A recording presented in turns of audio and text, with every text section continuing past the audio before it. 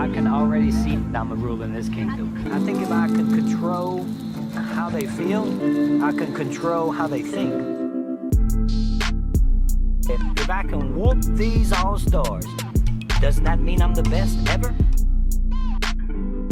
I'm Russell Hantz, and this is the Russell Hantz Show. Welcome back, y'all. It is time for my player's performance and the Russell Crown. I'm not going to go any further with the Russell Crown other than right here. And it's obvious Tony wins the game. I am wearing my original crown as we have a new king of Survivor. So I just wanted to congratulate Tony right off the bat here that he did an amazing job. Two-time winner, legit crown on his head. Congratulations, Tony. So we're going to go ahead and break down each player's performance as it was in the season. I am going to number it. It's going to be from the first voted out to the last. I'm going to skip Natalie and Tyson and put them in their respected positions after they came back in the game the second time.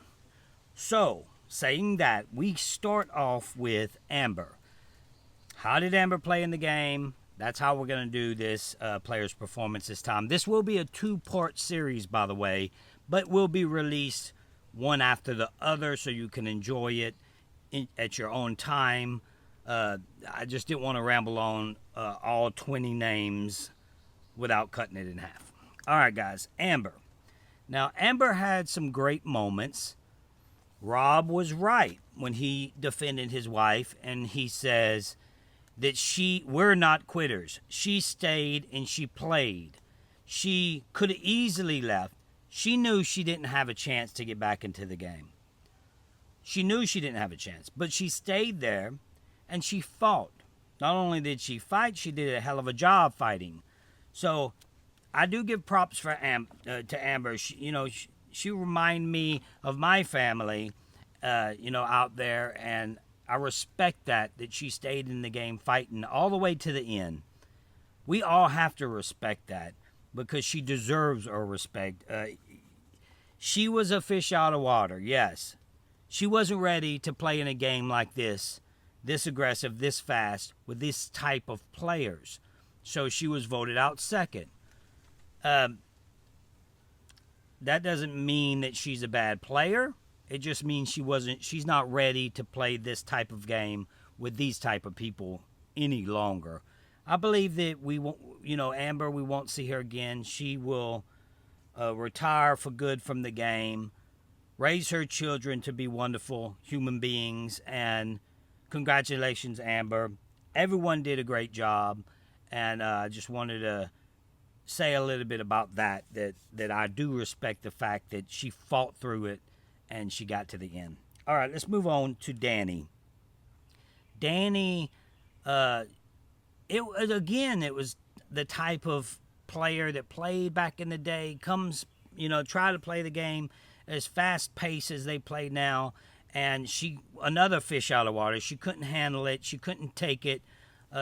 She was trying to make crazy moves, and because of that, she got voted out third. And it shows a lot about the old school and new school type players. We're seeing a lot of the old school, all of the old school, get voted out early in this game. And I think that has a lot to do with how they play the game nowadays. She, was a victim of that. She got voted out third. But again, she was at EOE and she fought to the end. She still tried to work her way back into the game. All right, let's move on to Ethan. Ethan, for me, was a shock that he got voted out so early because he's super trustworthy. But Ethan and Parvati and Rob, Ethan, Parvati, and Rob, they're super tight, outside the game as well, especially Parvati and Ethan. And it's crazy that you vote out somebody so trustworthy, but you do. It's like the same thing with Yul, but we'll get to him. And same situation, though. Wasn't ready to play this type of fast game. It would be super interesting for us to see a old school versus new school type season where you can have it an equal amount of numbers and to fight and see what really happens. I can tell you that the new school would be chopping each other up like crazy, and the old school players would have their solid team, their solid alliance, and they would get further in the game with that team. Even though we've seen the new school players, Tony, Sarah, and Ben, stick together, I might not have ever seen a solid alliance that solid, that meaningful, ever. So they did it. So I guess it can be done. It's just we see more of the old school style play like that than the new school. All right, let's move on. Number 5, it was Tyson. We won't talk about him until later. So 6, Rob. Rob goes in there and he plays the exact same game that he always played. I respect Rob as a player, but he's too aggressive. He is a old school player, but he's an aggressive old school. I'm an aggressive player too. Tony's an aggressive player. So look at all 3 of us.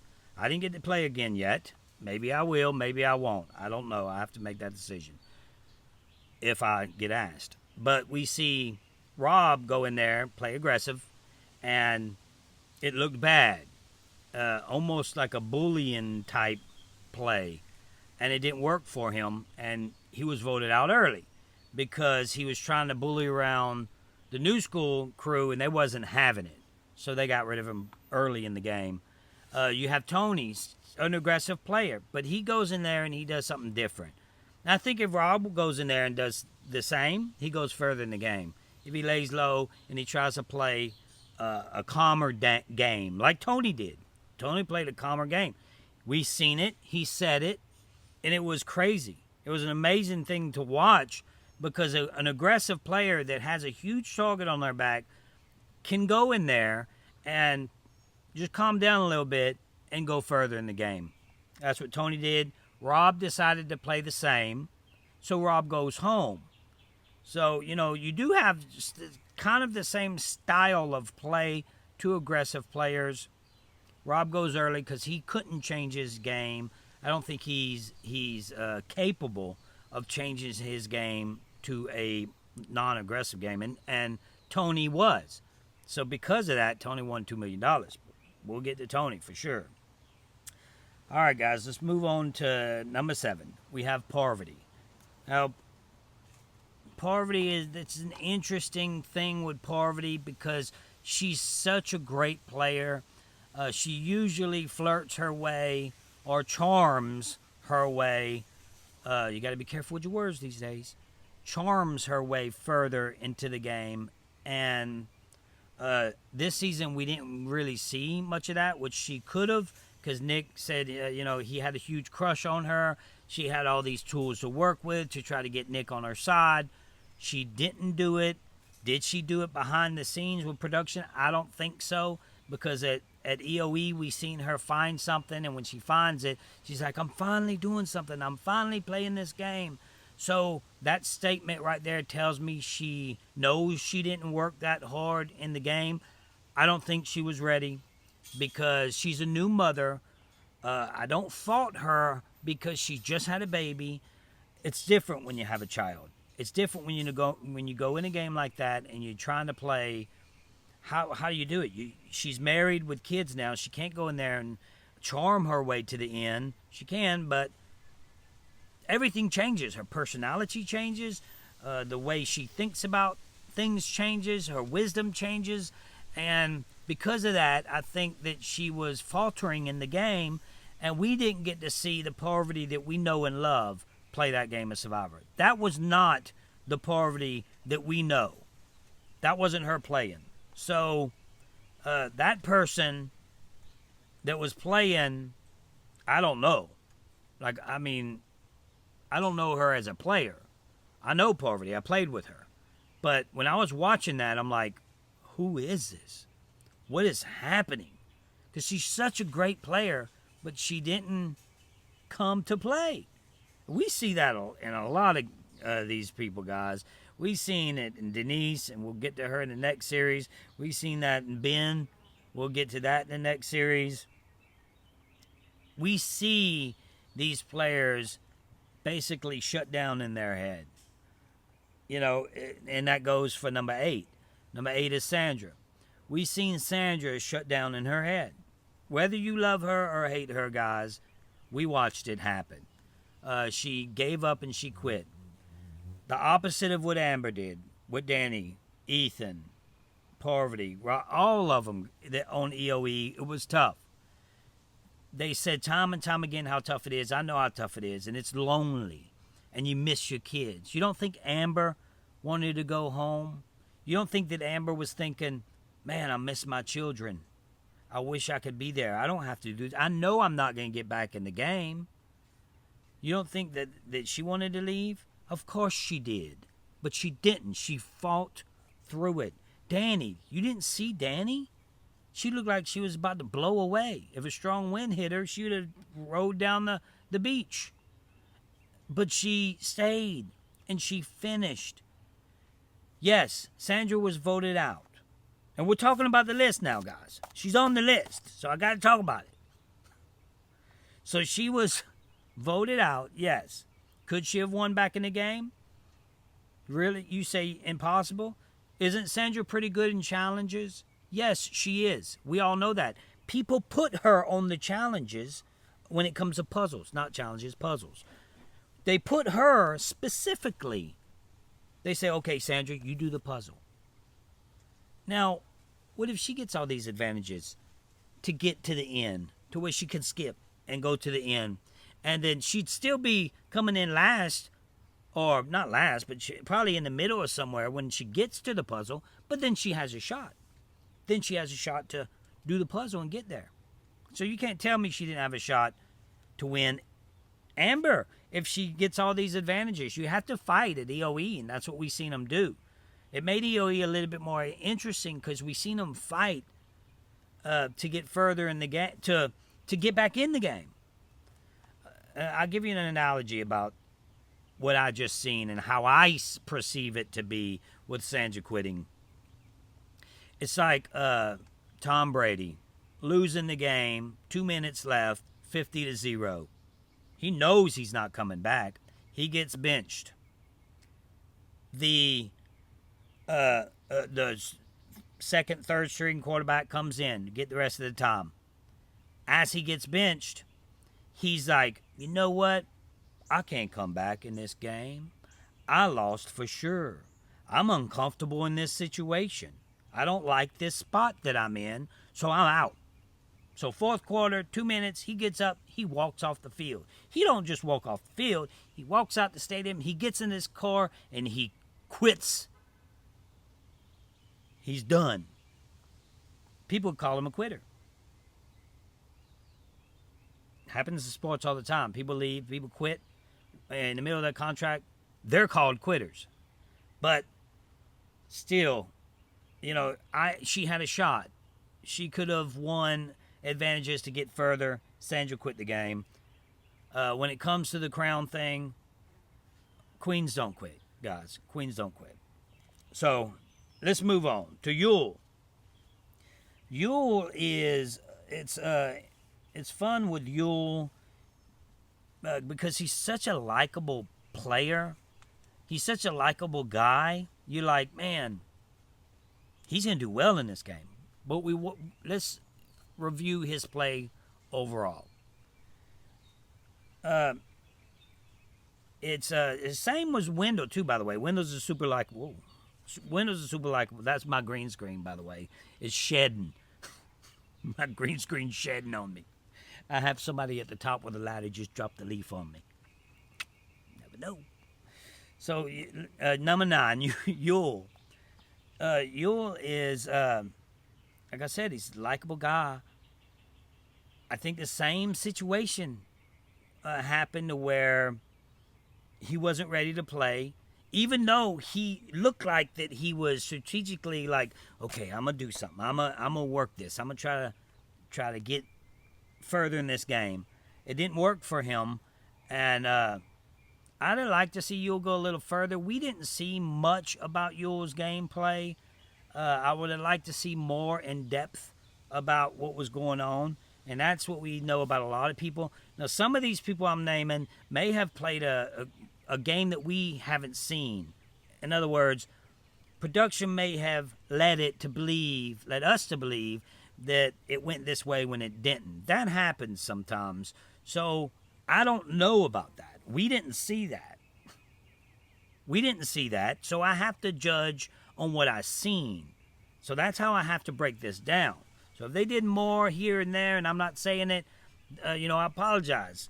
Maybe you can say it in an interview that you do if someone sits you down, because that's going to happen right now. They're all going to get interviewed.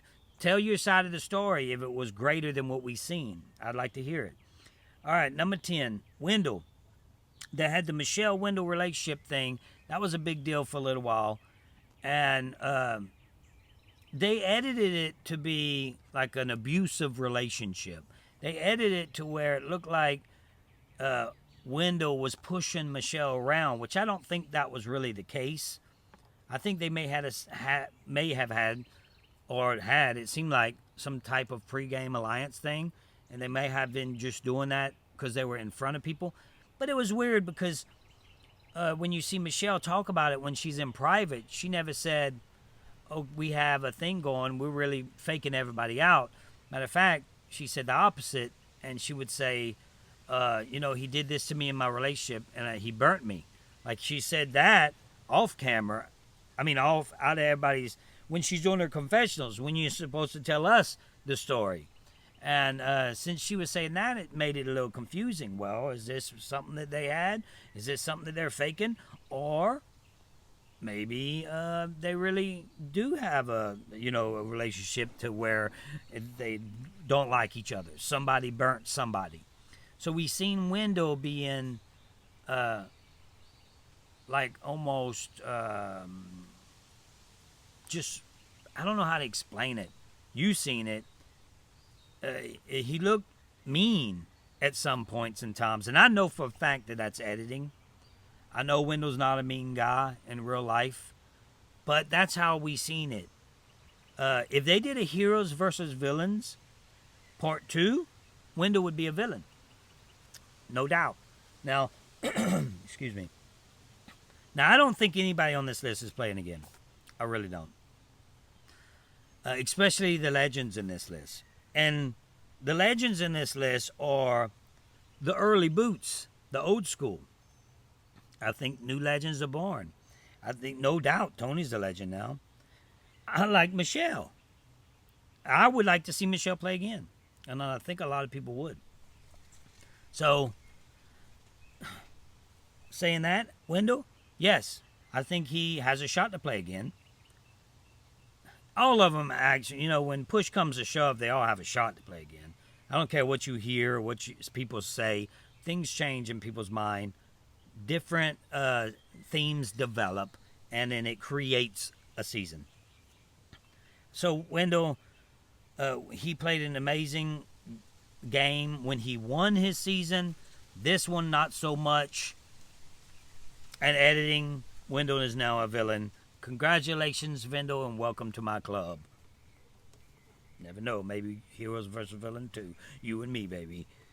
All right, now let's move on to number 11. And that's Adam. We're going to go to 12 on this list. So after that, I'll break it down and then we'll do the next part. Number 11, Adam. Adam, to me, he came ready to play. He went middle of the pack, but he came prepared, he came ready, and he came to fight. Oh, man. Okay, you don't have to throw no more. So it's he came prepared, and him doing that on the Jeff's office stand, the pulpit, trying to take the fleur-de-lis off, that was one of the most exciting and epic moments in this season, not only this season, in the history of the game. I think a lot of people were conflicted on, do we want it to be an idol or don't we? You were.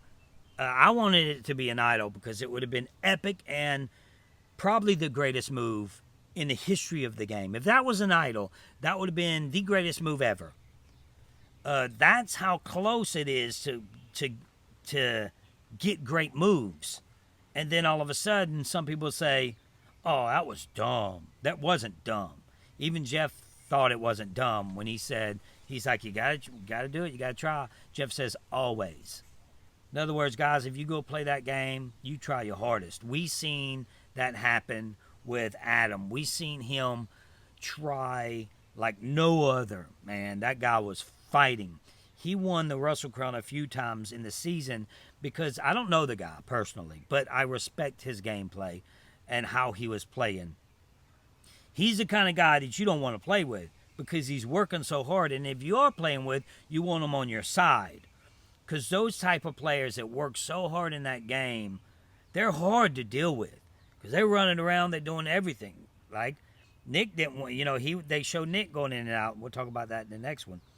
But, those are tough players to play with. And I appreciate that. Because that's the type of player I am. I play a hard game of Survivor. All right, guys. Well, that is the... No, let's go to... I said I was going to go to number 12. We'll go to number 12, and that's Tyson. Tyson, he got back into the game, okay? So, Tyson was playing a hard game right off the bat, fast, and then he gets voted out due to that game, all right?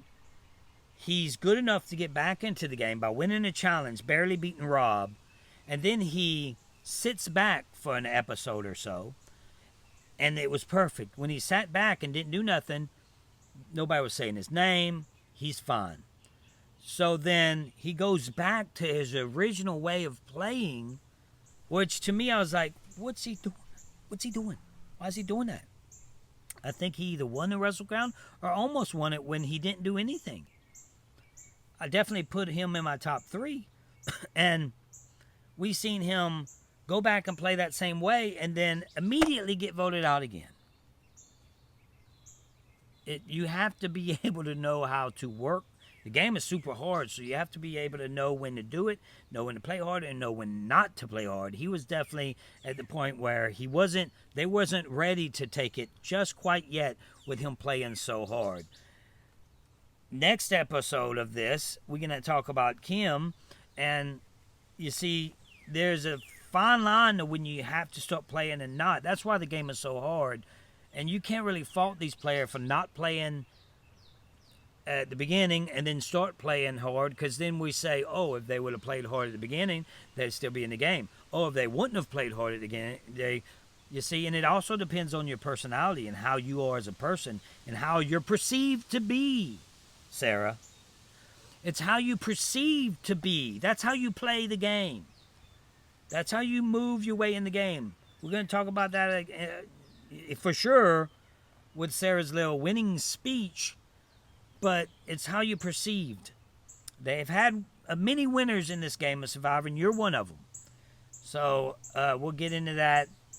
Right now, I want to go ahead and end this. If you haven't subscribed to my channel yet, please subscribe. We're almost at 30,000. If you want to be part of the Russell Hantz Show, you can join the Patreon group. That's in the link below. And you never know when I'm going to drop these videos, so hit that notification button so you can be notified when they drop. I appreciate you guys for watching. Keep hope alive.